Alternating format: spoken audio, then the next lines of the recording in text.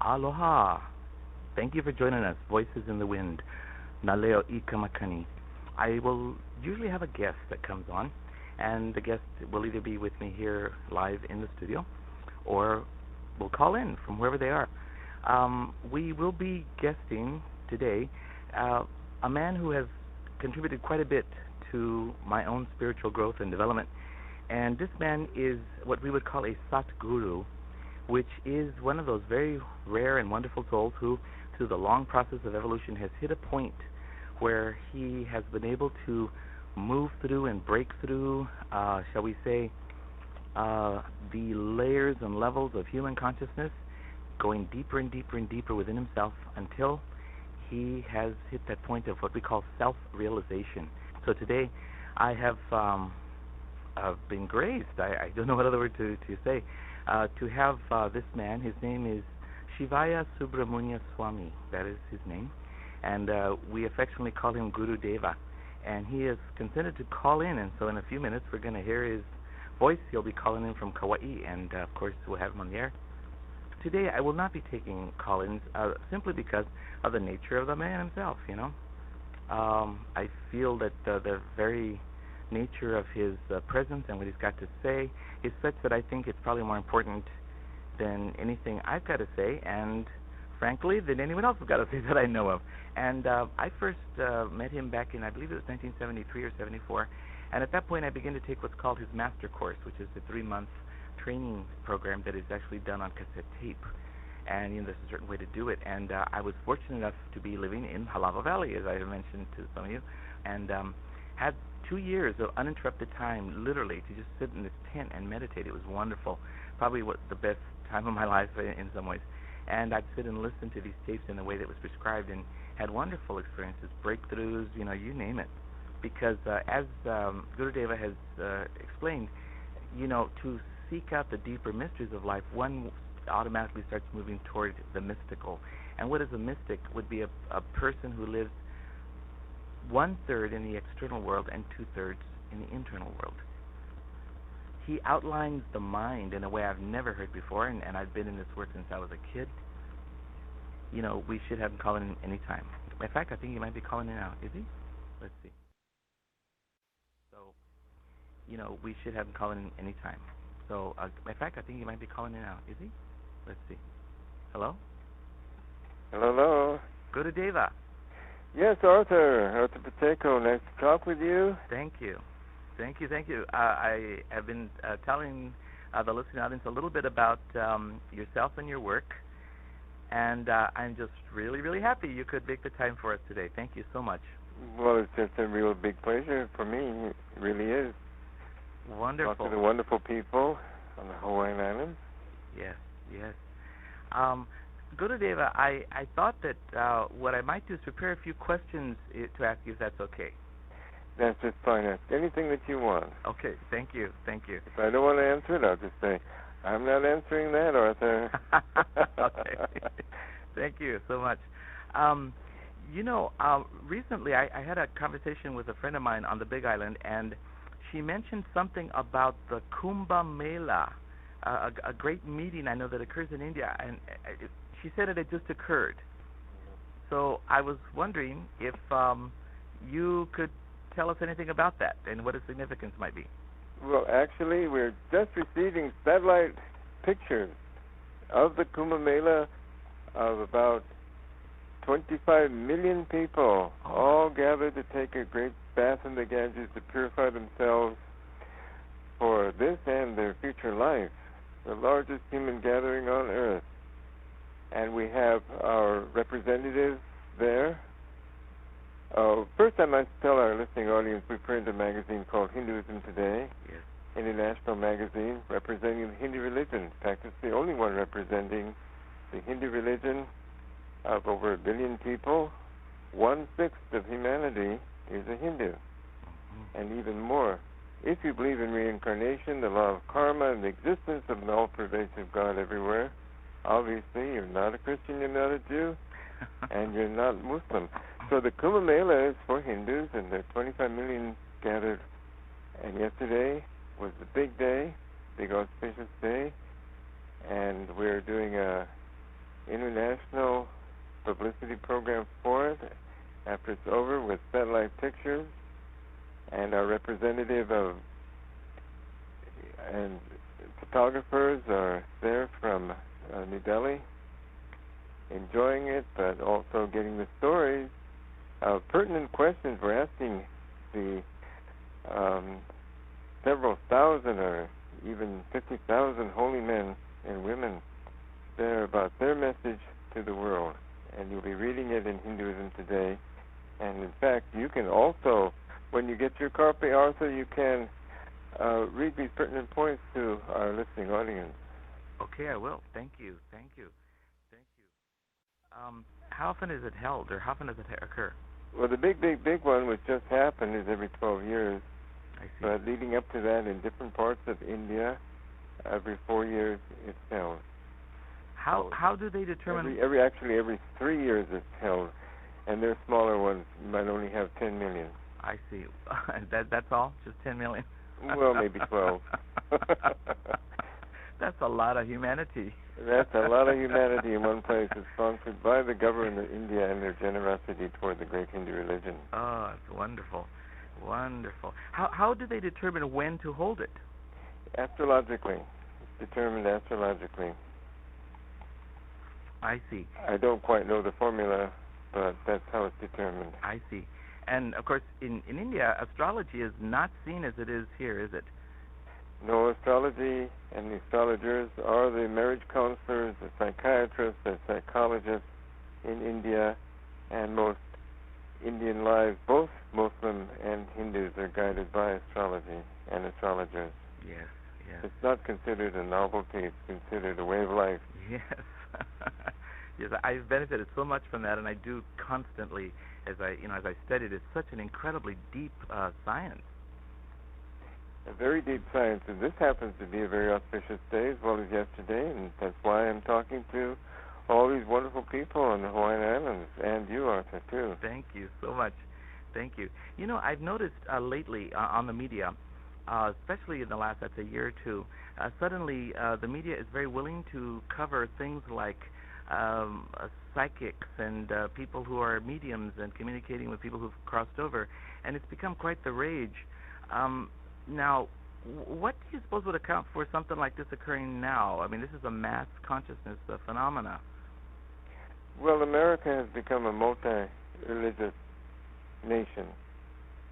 It used to be called a Christian nation, but it's not anymore. We've had conversations with the editors of Christianity Today in collaborating with stories on Hinduism and Christianity, and it's quite a concern to them, the multi-religious outlook, not only of many Americans that don't have any religion at all, but it goes along with Ayurveda, acupuncture, astrology, universalism. The whole country's opened up, so therefore the media only reflects the mood of the country. Yes. Deepak Chopra, right? Deepak Chopra is doing a fantastic job. We just had one of his representatives here on the island of Kaua'i. I see. Now, I remember from the Master Course, you would speak in terms of the chakras, the psychic centers in the body. Yes. And how, let us say something like this, like, would we be stretching the truth too much to conclude that perhaps the mass consciousness is starting to work more and more with a different chakra that would account for this interest? Well, I would think so. The higher chakras, people are becoming aware that if they want to be in the higher chakras, they have to close off the lower ones. What are the lower ones? They're the ones below the Muladhara chakra, that's at the base of the spine. They go right on down to the feet. First one is fear, the next one is anger, the next one is jealousy, the next one is total self-centeredness, selfishness, and competition, and so forth, right down to killing for the sake of killing and getting a great joy out of it, right at the soles of the feet. So anyone who is angry or jealous or fearful, of course, is not in the higher realms. They're in the lower realms and have to close those doors before. So we really don't have to awaken spiritually. All we have to do is close the doors of the lower instinctive intellectual nature. and be Mr. Good Guy and Mrs. Good Girl, and all is well. I think spiritual comes naturally from the see. soul. I see. Which is spiritual, of course. Yes. In my own work, the counseling work, a question that I find comes up more and more, and I'm really grateful because it shows a lot of conscientiousness, is this. People will say, okay, just tell me, what am I not seeing? Well, I feel like I'm missing a point. What is it? Now, of course, it's a very loaded question because there's much that they may not be seeing. But I, of course, ask for guidance, and whatever comes is what I share. If I might, I would like to shift that from the personal to, again, the social. What would you say, from your very unique point of view, would be something that, let us say, perhaps we as a culture or as a society or as a nation are not seeing? Where would you direct our attention? What are we not being or seeing? Seeing. What are we not seeing? What point are we missing? What we're missing is that we gain our happiness by making other people happy. Yes. And we gain our contentment by making other people content and secure. Everybody would do that. We'd have a really nice nation, and all the other nations would follow suit. So we're talking moving away then from that self-centeredness then. Exactly, into the higher nature, which is love and contentment and security and knowledge that comes from within, like it comes from within you. Arthur is a wonderful representative of the psychic community that's well established in this community and doing a very great job to get your knowledge and wisdom from within yourself, from the great beings in the higher world. Thank you. So yes. that will come very, very slowly, but only to a few people first, and then it will begin to spread and spread and spread, and then we'll finally have a new age. I see. Might have to wait a long time, but it will eventually come. It will come, won't it? Inevitably, it will come. Inevitably. Yes. And one more question, if I might ask you. For someone who has just stumbled across meditation and feels the call to meditate, what would be some maybe guidelines that you might suggest, in that you've had something to do with this science for so long? Well, we've been teaching meditation for over 50 years, and the basis of meditation is quieting the mind through concentration. And those who work on the computer are potentially good meditators because they do have concentration. When you're working on a computer or surfing the web, you do not have body consciousness, and you can close your eyes and you can go into meditation.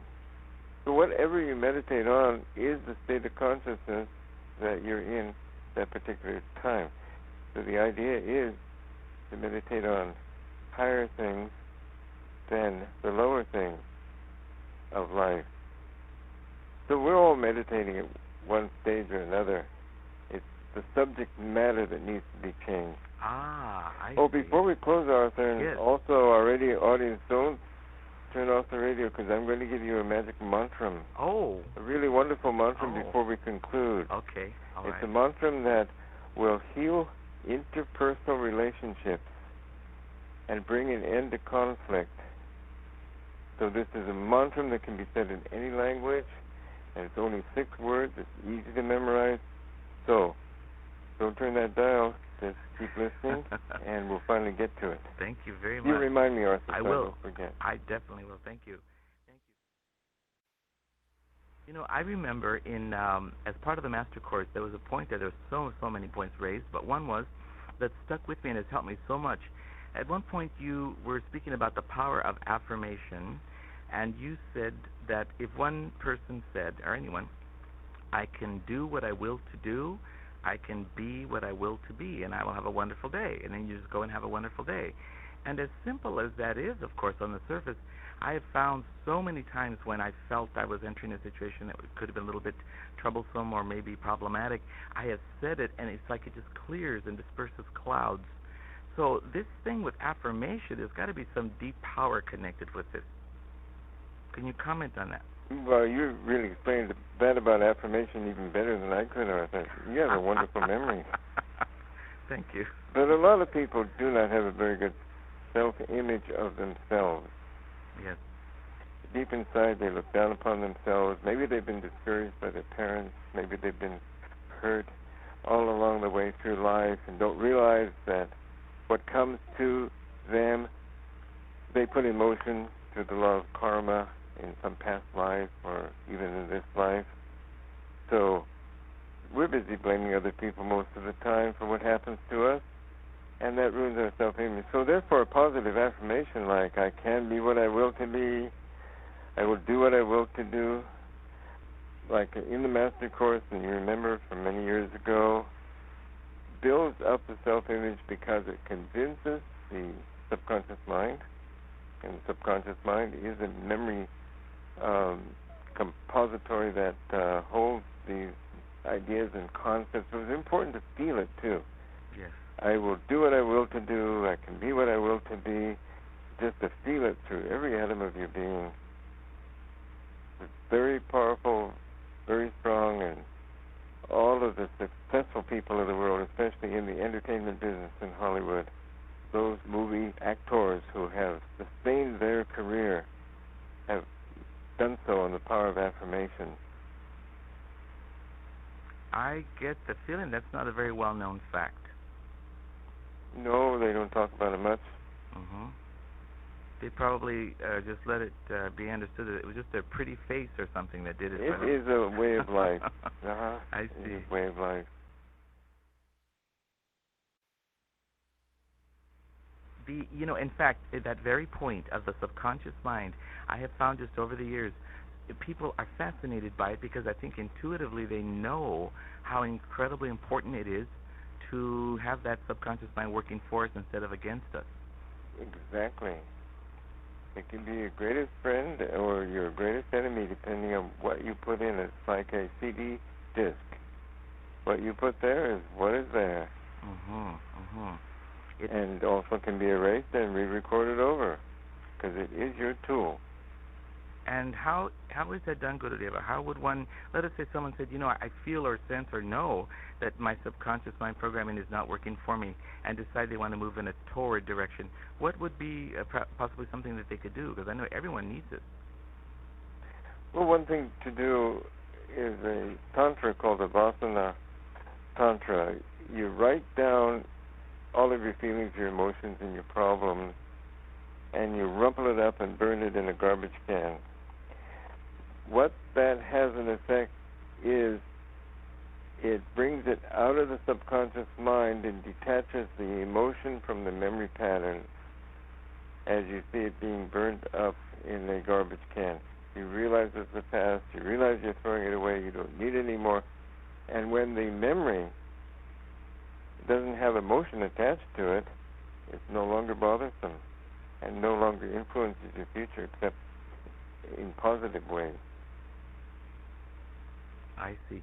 This is a very ancient thing to do, isn't it? This is a very ancient and very useful and very wonderful.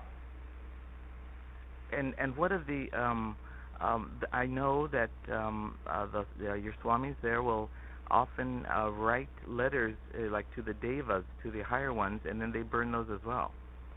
Yes, our particular temple here on Kaua'i, you can send prayers to the demonic world, and they receive the prayers in the astral world and go to work and answer the prayers. The temple was set up that way at the beginning. There are other temples who perform the same function in Japan and China and Singapore and all through Asia, but this is one here on the island of Kaua'i, and we have prayers coming in all the time on fax, on email, through the mail from all over the world of people who have gotten great results from saying their prayers to the great masters and Mahadevas and gods and devas of the inner world. Gurudeva, I had written down one thing that I didn't want to forget, and it's one of the last points I'm going to be bringing up here, and it has to do with the milk drinking miracle that Lord Ganesha accomplished some years back. Could you possibly comment on that? Because I'm sure most people who are listening don't know about it at all. Well, as you know, Lord Ganesha is the Hawaiian god Lono. Yes, yes. And is popular Asian god through Japan, through the Buddhists and Shintoists, through the Hindus and all the Asian religions. He's very, very close to the earth.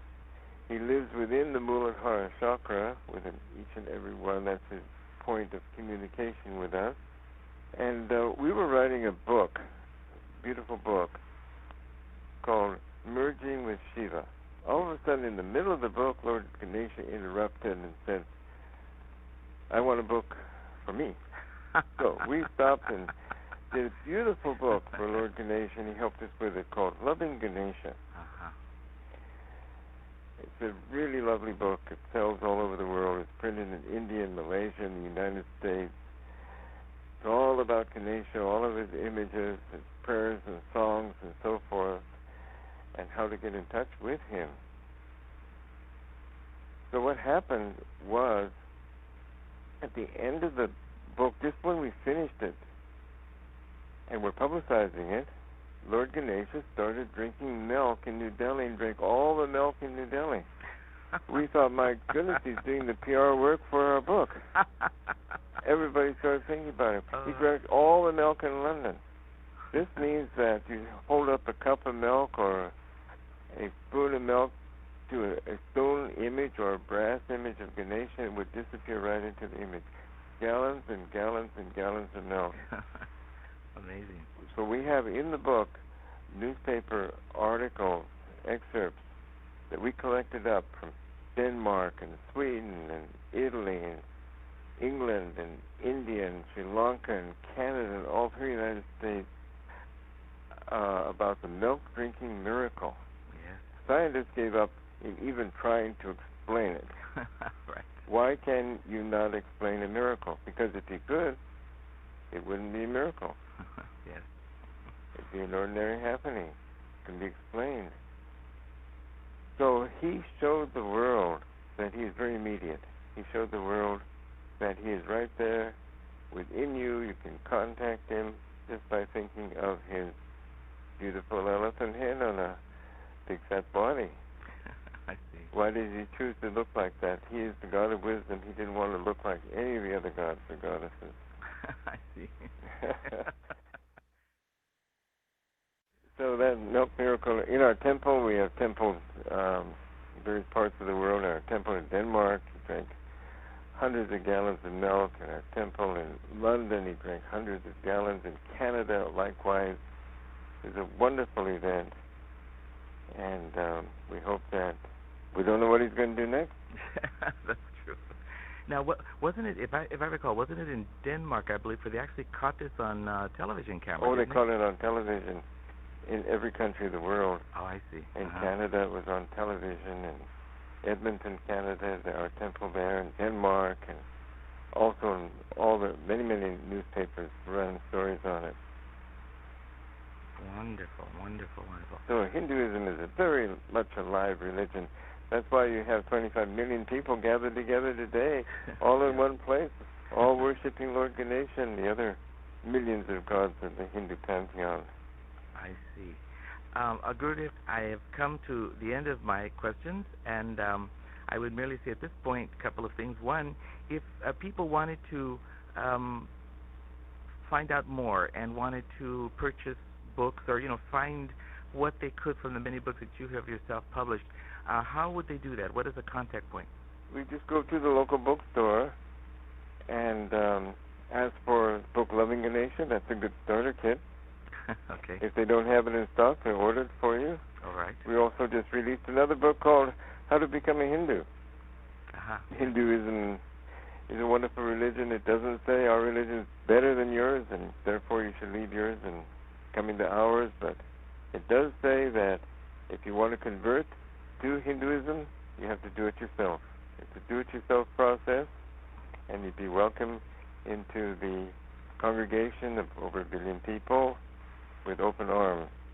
How to Become a Hindu, a beautiful book, on Dancing with Shiva, Living with Shiva, Merging with Shiva. Very easy to remember. Don't go away because we still are going to give this beautiful mantra. Yes, yes. Well, wonderful. Well, that is the very next thing I was gonna ask you for. When I was invited to the United Nations recently, they called all religious leaders of all the religions together. And we were in the General Assembly Hall. And Kofi Annan, the General Secretary, explained to all of us that the United Nations hasn't done very well. We haven't accomplished our goals. And we need help from the religious leaders of the world to speak to their congregation and to give their message. And also to advise us. Also, we want to hear your voice. We have major religious leaders from every religion and many, many, many countries all sitting there together. My message was, if we want peace on earth, we have to stop the war in the home. Once we stop the war in the home, we can have peace on earth. Right now we're cultivating and educating killers right within the home. Parents who beat their kids teach other parents to beat their kids and teach other parents to beat their kids, and that becomes a way of life, and the kids beat their dog, and the older brothers beat the younger brothers, and by the time they play a lot of video games, they're ready to get out there and kill people without conscience. Husbands who beat their wives perpetuate the war in the home and train their sons and daughters to do the same thing when they are married. So if we stop the war in the home, we have a good chance of bringing peace on earth. It has to start somewhere. Everything starts within the home. And that brings me to this beautiful mantra. 6 words that you can remember. When you have a conflict with someone, your aunt, your uncle, your grandmother, your grandfather, your boss, your employees, your next door neighbor, all you have to do is mentally say this mantra. Mentally say this mantra and get a flow of prana between you and the individual. Visualize their face and say these 6 words mentally until you feel a flow of love between you and them. They don't have to like you, but you have to love them. The mantra is, in 6 words, in English, and it can be said in any language, I love you. You love me. Get that wonderful feeling of flowing of prana of love towards that person who is antagonistic to you, that person who doesn't look at the world or business projects or anything the way you do and antagonizes you. I love you and you love me. I love you and you love me. Visualize the face of that individual and feel that prana moving through every part of your body out to them.